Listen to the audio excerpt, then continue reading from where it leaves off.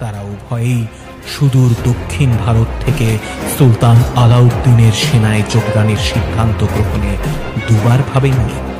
দুজনেই চিতোরের গৌরবকে চিরকালের জন্য পদতলে পিষ্ট করতে চেয়েছিলেন, আর তাদের এই সুযোগ সর্বাগ্রে কার্যকরী হওয়ার মুহূর্ত ছিল সেটি যখন সুলতান তাদেরকে সঙ্গে নিয়ে চিতোর আক্রমণের উদ্দেশ্যে রওনা হয়েছিলেন। মধুরাপতি স্বয়ং যুবরানী পদ্মাবতীর যুদ্ধ কৌশল সম্পর্কে পূর্বেই অবগত ছিলেন। অসাধারণ রূপবতী হওয়ার পাশাপাশি তিনি যে যুদ্ধবিদ্যায়ও সমানভাবেই পারদর্শী ছিলেন, এই বিষয়টি সম্পর্কে তিনি পূর্বেই অবগত হওয়ার সুযোগ লাভ করেছিলেন। পথে যেতে যেতে মধুরাপতি বীরা পান্ডা সুলতান আলাউদ্দিনকে বেশ কয়েকটি কথা জানাতে উদ্যত হলেন। সুলতান, আপনাকে প্রণাম জানিয়ে বেশ কয়েকটি কথা বলতে চাই।